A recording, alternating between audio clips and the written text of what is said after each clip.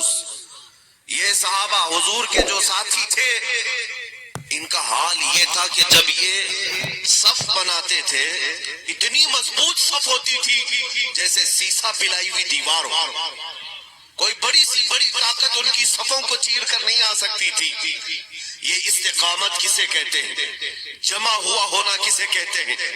ڈٹا ہوا ہونا کسے کہتے ہیں؟ اس کے لیے صحابہ کو پڑھنا پڑے گا. آج ہندوستان کے حالات تمہارے استقامت کا امتحان لیں گے, تمہارے اس کلمہ طیبہ کا امتحان لیں گے. جو نعرہ تھا تمہارا, جو جان مانگو تو جان دے دیں, جو مال مانگو تو مال دے دیں, مگر یہ ہم سے کبھی نہ ہوگا, نبی کا جاہو جلال دے دیں. اس نعرے پر برقرار رہنے کا وقت آ چکا ہے جوانوں.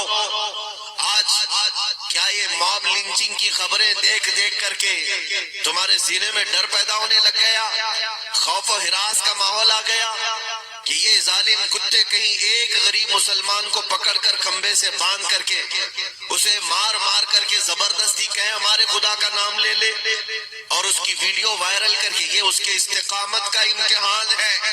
یہ حالات اگر تمہارے ساتھ دہرائے جائیں تو میں آیت پڑھ چکا ہوں. اللہ فرماتا ہے بے شک وہ لوگ جو ایمان لائے اور پھر اس پر جمے رہے, ان کی مصیبتیں ہوتی کتنی ہیں, ان کی مشقتیں ہوتی کتنی ہیں. یہ پوری دنیا مل کر اگر سب سے بڑی سزا تمہیں کوئی دے سکتی ہے وہ موت کی سزا ہے, موت کی سزا ہے. اور مومن کے لیے موت سزا نہیں جزا ہے, مومن کے لیے موت سزا نہیں ہے. اور یہ جس بات سے ڈراتے ہیں اے نوجوانوں, اب کی بات اس کے بعد اب سینہ چوڑا کر کے اس سرزمین پر چلا کرو. ظاہر سی بات ہے بھیک مانگی ہوئی زمین پر نہیں جی رہے, خواجہ ہند کے دربار میں ہیں, صابر پاک کے دربار میں ہیں, محبوب الہی کے دربار میں ہیں, اعلیٰ حضرت کی سلطنت میں ہیں. کسی اور بات کا خوف نہ رکھو, لیکن ایک بات میں ضرور کرنا چاہوں گا, ان کی مشقتیں ہوتی کتنی ہیں. موت سے ڈرائیں گے زیادہ سے زیادہ, پیٹ پیٹ کر کے اگر کوئی مار بھی دیا تمہیں کوئی بات نہیں. موت ان کے لیے اندھیرا ہے جو بے ایمان تھے, موت ان کے لیے آگ ہے جو بے ایمان تھے. عاشق رسول کا حال تو یہ ہے, ادھر موت آئی ادھر چہرہ مصطفیٰ نظر آیا, ادھر اس کی روح نکل رہی ہے مصطفیٰ کریم سرانے کے پاس ہے. اور اتنا ہی نہیں, کندھوں سے اٹھایا ہوا یہ لاشا قبر میں رکھا جاتا ہے, منکر نکیر بعد میں آتے ہیں, میرے مصطفیٰ پہلے آتے ہیں.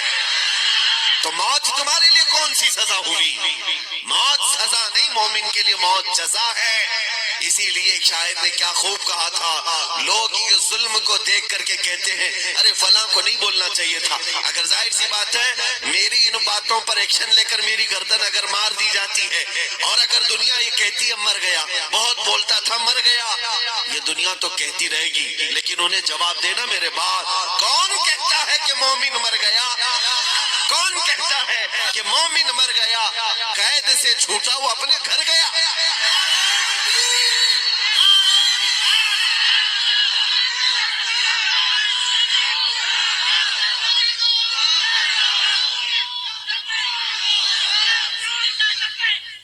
ہم نے عاشقوں کے جنازے بھی دیکھے ہیں, مصطفیٰ کریم صلی اللہ تعالیٰ علیہ وسلم کی محبت میں جو فنا تھے اور استقامت کا پہاڑ بن کر کے تھے, اور ہم نے اپنی آنکھوں سے کیا تاج و شریعہ کو نہیں دیکھا؟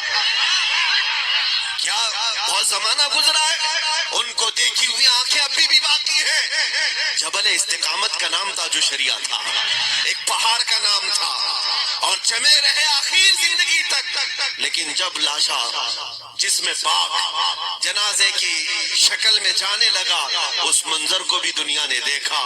ہم خود اس جنازے کے پاس حاضر تھے, بغور آپ اگر دیکھتے تو ان کی روح پاک پکار رہی ہوتی کہ میرے جنازے پہ رونے والوں فریب میں ہو, بغور دیکھو میرے جنازے پہ رونے والوں. ایک عاشق رسول کی زبان یہی ہے, ہاں جو مر بھی جائے دنیا سے تو یہ کہتا ہوا جاتا ہے میرے جنازے پہ رونے والوں فریب میں ہو, بغور دیکھو مرا نہیں ہو, غم نبی میں لباس ہستی بدل گیا.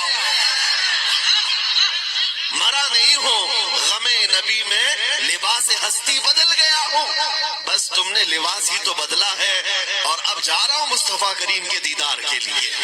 یا رسول اللہ، تیرے دامن کرم میں جسے نیند آ گئی ہے وہ فنا نہ ہوگی، اسے زندگی ملی ہے۔ لہٰذا اے مسلمانوں، میں استقامت کا درس دینے کے لیے آج حاضر آیا ہوں کہ اگر دنیا تمہیں ہلائے تو اسی بات پر قائم رہنا کہ میں اس انسان، اس گھرانے میں پیدا ہوا ہوں، آپ سب کے لیے بھی، میں اپنے لیے نہیں کہہ رہا ہوں۔ دنیا اگر گردن پر تلوار رکھ کر کے کہے تب بھی تمہارا امتحان ہے جواب یہ دینا، میں اس گھرانے میں پیدا ہوا جب پیدا ہوتے ہی میرے کان میں اللہ اکبر کی آواز آئی۔ آپ کے کانوں میں بھی دی گئی ہوگی نا، مولوی صاحب نے اذان دی ہوگی، یا آپ کے باپ دادے یا چاچے نے اذان دی ہوگی۔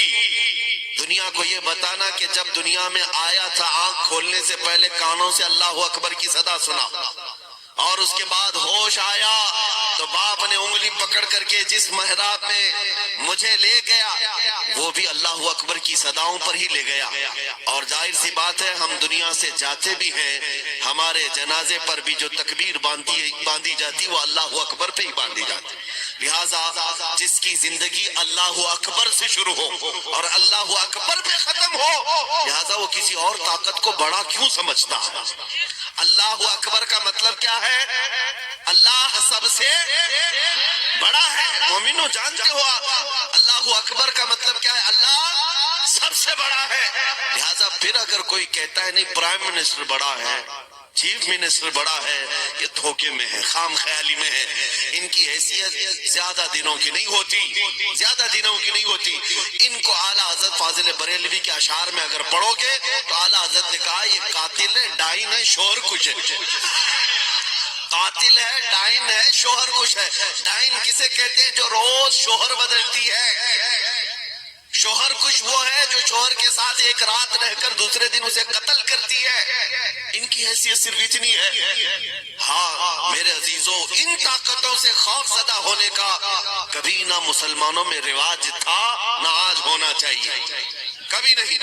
آج کے حالات پر میں گفتگو کر رہا ہوں آپ کو، بعض علماء بھی اس بات سے کشمکش میں مبتلا ہے کہ کیا ایسے حالات میں اتنی سخت بات کرنی چاہیے، انہیں راضی رکھا جائے ورنہ ہوگا ایکشن کا ریئیکشن ہوگا، بڑھتی جائیں گی باتیں۔ نہیں میرے عزیزوں، آج تو کچھ بھی نہیں ہے، یہاں ہماری تعداد الحمدللہ ایمان والوں کی تعداد، کیڑے مکوڑوں کی تعداد میں گنتا بھی نہیں، ایمان والوں کی تعداد آج بھی لاکھوں میں نہیں کروڑوں میں ہے، اور علماء حق بھی آج جو بولنے والے ہیں ہزاروں کی تعداد میں ہے، مشائخ بھی موجود ہیں۔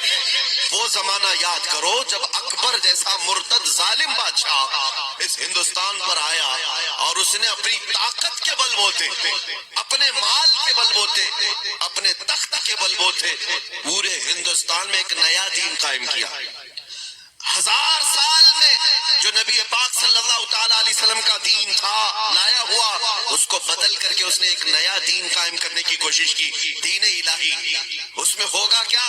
مسجدوں سے سیپ بجائے جائیں گے، اذان کی جگہ سیپ بجائے جائیں، ہر ممبر پر مورتی بھی رکھی جائے گی۔ پورے ہندوستان میں جبرن قانون لایا گیا تھا، اور میاں وہ 48 سال حکومت کرنے والا بادشاہ، 5 سال میں ووٹ مانگنے والا نہیں، الیکشن والا نہیں تھا، رولنگ کرنے والا وہ ایک امپائر، ایک بادشاہ۔ لیکن دیکھیں آپ، وہ بھی اتنے ہندوستان کی بات نہیں، اکھنڈ بھارت جس میں پاکستان بھی آتا تھا، افغان کی سرحدیں بھی آتی تھی، اور نیپال، بنگلہ دیش، یہ پورا کا ملا کر پورا ملا کر ہندوستان بنتا تھا۔